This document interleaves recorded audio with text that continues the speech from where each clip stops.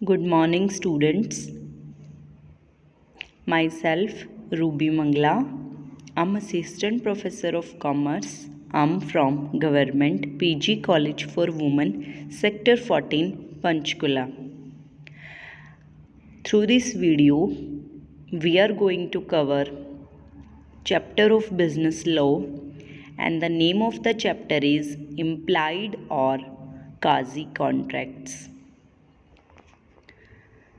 So, first of all, we will see the meaning of implied contract. Implied contract को हम काजी contract और constructive contracts के नाम से भी जानते हैं। एक किसी भी कॉन्ट्रैक्ट को वैलिड बनाने के लिए बहुत सारे फैक्ट्स एलिमेंट्स ज़रूरी हैं, ये हम पहले भी पढ़ चुके हैं। जैसे कि एक प्रपोजल होना चाहिए, उसकी एक्सेप्टेंस होनी चाहिए, मीन्स एक पार्टी प्रपोजल देगी, दूसरी पार्टी उसको एक्सेप्ट करेगी, पार्टीज़ कैपेबल होनी चाहिए कॉन्ट्रैक्ट में एंटर करने के लिए। अगर इनमें से कोई भी एलिमेंट मिसिंग है तो हमारा एग्रीमेंट कॉन्ट्रैक्ट में कन्वर्ट नहीं होता, वैलिड नहीं बनता है। But sometimes situations are like that कि in real there is no contract but it is creating the obligations just like in case of a valid contract। अब हम देखेंगे implied contract है क्या।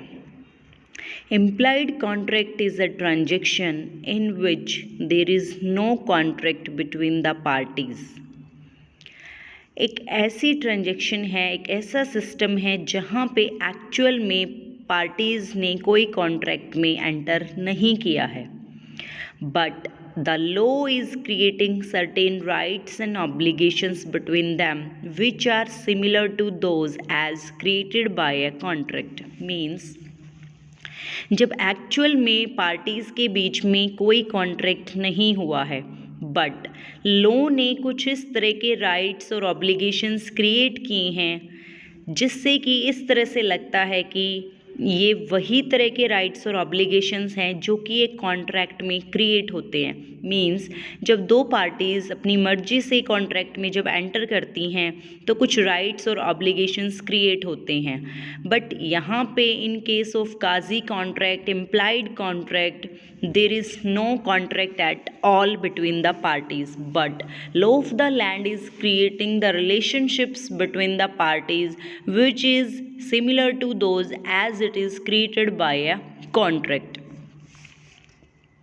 We can also say the quasi contract is that one contract which has been created without a proposal and without an acceptance।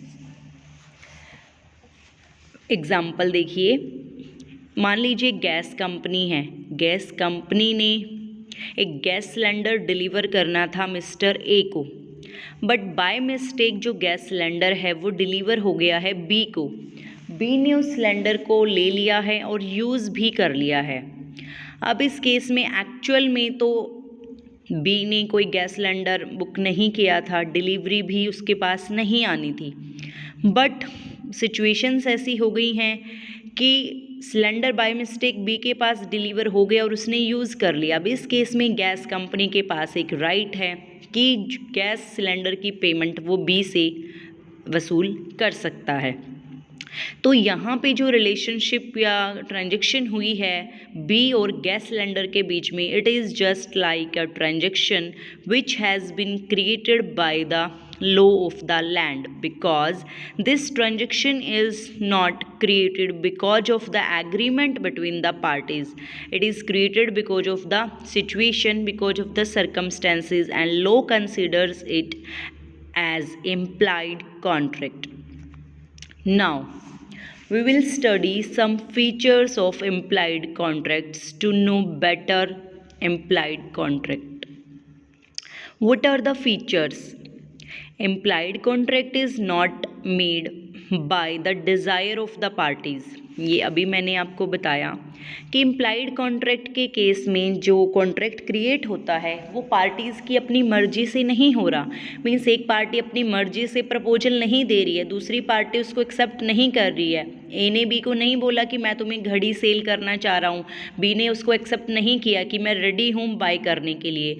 But यहाँ पे situation ऐसी हुई है कि it is created by the law of the land. Now there is no agreement at all between the parties. Parties के बीच में actual में कोई भी एग्रीमेंट नहीं है। The contract come into being after a party has received a profit और money. जो इम्प्लाइड कॉन्ट्रैक्ट है वो एग्जिस्टेंस में तब आता है जब एक पार्टी को कुछ प्रॉफिट या कुछ फ़ायदा हुआ है। लाइक अभी जो हमने डिस्कस किया था गैस सिलेंडर कंपनी वाला एग्जाम्पल, वहाँ पे गैस सिलेंडर कंपनी ने बाय मिस्टेक बी को सिलेंडर डिलीवर कर दिया था, तो यहाँ पे बी को कुछ प्रॉफिट हुआ है, कुछ उसको बेनिफिट हुआ है। तो जब उसको बेनिफिट हुआ है उसके बाद ही कॉन्ट्रैक्ट जो है वो एग्जिस्टेंस में आता है। It is valid in case of a particular individual. जो इम्प्लाइड कॉन्ट्रैक्ट है वो पर्टिकुलर इंडिविजुअल के केस में ही वैलिड है। We must have some person on which we can say that it is valid. We can find out that there is implied contract. Next topic is difference between the simple and implied contract.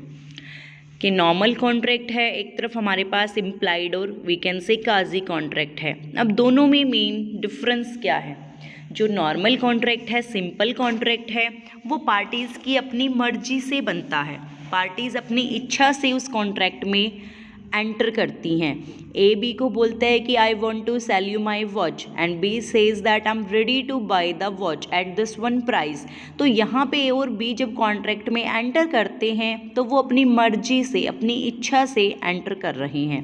But implied contract के case में ऐसा नहीं है। ये contract जो create हो रहा है ये पार्टीज़ की मर्जी से क्रिएट नहीं हो रहा है। Then in case of implied contract there is a party who is going to receive a profit और मनी। मीन्स एक पार्टी को पहले कुछ बेनिफिट होगा उसके बाद ही इम्प्लाइड कॉन्ट्रैक्ट एग्जिस्टेंस में आएगा। बट नॉर्मल कॉन्ट्रैक्ट के केस में ऐसा कुछ नहीं है। पहले ही पार्टीज़ अपनी मर्जी से कॉन्ट्रैक्ट में एंटर करेंगी, उसके बाद they will go for the transactions. पहले ही किसी भी पार्टी को कोई बेनिफिट नॉर्मली नहीं होता है। बट इम्प्लाइड कॉन्ट्रैक्ट शुरू ही तब होता है जब किसी एक पर्टिकुलर इंडिविजुअल को, पार्टी को कुछ बेनिफिट हुआ है। नॉर्मल कॉन्ट्रैक्ट के केस में जो पार्टीज़ की राइट्स हैं, ऑब्लिगेशंस हैं, वो तभी शुरू हो जाती हैं जैसे ही कॉन्ट्रैक्ट क्रिएट हो जाता है। मीन्स जब दो पार्टीज़ अपनी मर्जी से किसी भी कॉन्ट्रैक्ट में एंटर करती हैं तो दोनों पार्टीज़ की जिम्मेवारी शुरू हो जाती है। बट इम्प्लाइड कॉन्ट्रैक्ट के केस में जो ऑब्लिगेशंस हैं दोनों पार्टीज़ की, they are created by the law of the land. कि जब लॉ उनके ऊपर अप्लाई हो जाता है तभी उनकी ऑब्लिगेशंस क्रिएट होती हैं। Next, the most important topic of this chapter is types of implied contracts. कि इम्प्लाइड कॉन्ट्रैक्ट्स किस किस तरह से हो सकते हैं। इंडियन कॉन्ट्रैक्ट एक्ट 1872 के सेक्शन 68 से लेके 72 तक टाइप्स ऑफ इम्प्लाइड कॉन्ट्रैक्ट को डिस्कस किया गया है। Now we will study these types one by one. First one is supply of necessities to the persons who are incompetent to contract. Section 68 के according इस implied contract के type को explain किया गया है। इस केस में क्या है स्टूडेंट्स, अगर एक पर्सन है वो किसी कॉन्ट्रैक्ट में एंटर नहीं कर सकता, द पर्सन इज़ इनकैपेबल। ये हमने ऑलरेडी डिस्कस किया हुआ है कि कौन इनकैपेबल है। Minor is not capable to enter into a contract, lunatic is not capable to enter into a contract. There are various persons which have been declared incapable to enter into a contract under the Indian Contract Act 1872। तो अगर कोई भी person किसी ऐसे person को कोई भी necessities ज़रूरत की चीज़ें सप्लाई करता है जो कैपेबल नहीं है, तो जो पर्सन उसको वो नेसेसिटीज़ या सप्लाईज दे रहा है उसके पास ये राइट है कि वो उस इनकैपेबल पर्सन की प्रॉपर्टी से जो भी उसने उसको सप्लाई किया है उसकी मनी रिकवर कर सकता है। Section 68 is saying if a person who is incapable to enter into a contract or anyone whom he is legally bound to support is supplied by another person with the necessities suited to his condition in life, the person who has furnished such supplies is entitled to be reimbursed from the property of such incapable person. Let's have a look towards one example to understand the same in a better way. For example, A is a minor. A एक minor है. B उसको क्या करता है, कुछ food supply करता है, कुछ ज़रूरत का की चीज़ है फूड, वो उसको सप्लाई कर देता है। अब B के पास क्या ऑप्शन है कि वो A से जो है राइस की कॉस्ट को कवर अप कर सकता है। तो यहाँ पे जो ए है वो इनकैपेबल है किसी भी कॉन्ट्रैक्ट में एंटर करने के लिए। बी ने क्या किया है, उसको फूड दिया है, फूड इज़ अ नेसेसिटी, तो बी के पास ऑप्शन है कि जितना भी उसका फूड का पैसा बनता है वो ए से रिम्बर्समेंट उसकी ले सकता है। बट यहाँ पे एक पॉइंट है कि बी के पास ए से रिम्बर्समेंट लेने के लिए ए पर्सनली रिस्पॉन्सिबल नहीं है, वो केवल ए की प्रॉपर्टी से अपनी कॉस्ट, फूड की कॉस्ट को रिकवर कर सकता है। यहाँ पे A personally is not at all responsible for the payment to be. Supply of necessities के लिए कुछ पॉइंट्स भी हैं, कुछ ज़रूरत कंडीशंस भी हैं जो कि ज़रूरी हैं इम्प्लाइड कॉन्ट्रैक्ट को मानने के लिए, कि जो भी पर्सन्स किसी दूसरे पर्सन को जो भी चीज़ें सप्लाई कर रहा है वो चीज़ें नेसेसिटीज़ होनी चाहिए, ज़रूरत की चीज़ें होनी चाहिए। और ये जो ज़रूरत की चीज़ें हैं ये केवल उस पर्सन को प्रोवाइड करेंगे जो या तो इनकैपेबल है कॉन्ट्रैक्ट में एंटर करने के लिए, या फिर उस पर्सन को जो उस इनकैपेबल पर्सन के ऊपर डिपेंडेंट है। मान लीजिए ए माइनर है, ए के 2 बच्चे हैं, तो ए के या तो ए को वो चीज़ सप्लाई की जाए या फिर ए के बच्चों को वो चीज़ सप्लाई की जाए। तो इस केस में जो ए है वो इनकैपेबल पर्सन है। ये जो भी नेसेसिटी सप्लाई की जा रही हैं ये गिफ्ट या चैरिटी टाइप नहीं होना चाहिए। दूसरी चीज़ है कि जो भी नेसेसिटी सप्लाई की गई हैं उनका केवल एक रीज़नेबल प्राइस ही इनकैपेबल पर्सन की प्रॉपर्टी से रियलाइज़ किया जा सकता है। Next type of implied contract is interest in the payment due by another. देखिए यहाँ डेफिनेशन से ही क्लियर है, interest in those kind of payments which are due by the another. Section 69 के अकॉर्डिंग क्या है, a person who is interested in the payment of money which another is bound by law to pay or who therefore pays it is entitled to be reimbursed by the other। एक person जो किसी भी money की payment में interested है, कौन सी money, जो कोई दूसरा पर्सन बाउंड है पे करने के लिए और फिर वो पे भी कर देता है। मीन्स एक पैसा जो किसी और की लाइबिलिटी थी, जो किसी और ने पे करना था, किसी दूसरे पर्सन ने उसको पे कर दिया है, तो जिस पर्सन ने उसको पे किया है उसके पास ये राइट है कि वो दूसरे बंदे से जिसके लिए उसने पे किया है उससे उसके रिम्बर्समेंट ले सकता है। Now next type is voluntary but non-gratuitous acts। Section 70 of the Indian Contract Act says when a person lawfully does anything for the another person or delivers anything to him not intending to do so gratuitously and such person enjoys the benefit thereof, the latter is bound to make the compensation to the former in respect of or to restore the thing so done or delivered। Means जब एक person किसी भी दूसरे person के लिए कुछ भी काम करता है लॉफुल तरीके से और लॉफुल ही काम करता है, और वो जब ये काम कर रहा है तो वो ग्रेचुअसली ये काम नहीं कर रहा है, और जिसके लिए उसने काम किया है उसको उसका बेनिफिट मिलता है। तो जो उसका बेनिफिट ले रहा है वो बाउंड है कि वो पहले वाली पार्टी को कुछ कॉम्पनसेशन करे उस काम के लिए जो उसने उसके लिए किया है। मान लीजिए मोहन एक ट्रेड्समैन है, वो कुछ गुड्स गलती से सुदर्शन के हाउस पे भिजवा देता है, डिलीवर कर देता है। अब सुदर्शन उन गुड्स को अपना मान के यूज़ कर लेता है, तो इस केस में सुदर्शन लायबल हो जाएगा कि वो उन गुड्स की पेमेंट जो है मोहन को करे। इस कॉन्ट्रैक्ट के अंडर पेमेंट की रिम्बर्समेंट लेने के लिए ये ज़रूरी है कि जो भी काम किया जा रहा है वो काम लॉफुल तरीके से होना चाहिए और ग्रेचुअसली वो काम नहीं होना चाहिए। Then next type is responsibility of finder of goods. Section 77 के according, a person who finds the goods belonging to someone another and takes them into his custody subject to the same responsibility as a bailey. कि एक person जिसको कुछ goods मिल गए हैं जो कि किसी और के हैं और उसने वो अपनी कस्टडी में वो गुड्स ले लिए हैं, तो इस केस में उसकी वही रिस्पॉन्सिबिलिटी होगी जो कि एक बेली की होती है। जैसे कि एक बेलर और बेली में के केस में दो पार्टीज़ होती हैं इन केस ऑफ बेलमेंट, तो जो रिस्पॉन्सिबिलिटी बेली की हैं वही रिस्पॉन्सिबिलिटी उस पर्सन की होगी जिसको किसी और से रिलेटेड गुड्स मिल गए हैं। तो इस केस में जो फाइंडर ऑफ द गुड्स है उसकी ये ड्यूटी बनती है कि जो भी गुड्स उसने अपनी कस्टडी में लिए हैं जो किसी और के हैं वो उनकी प्रॉपर टेक केयर करे, उनकी टेक केयर उसी तरीके से करे जिस तरह से वो करता अगर वो खुद उन गुड्स का ऑनर होता।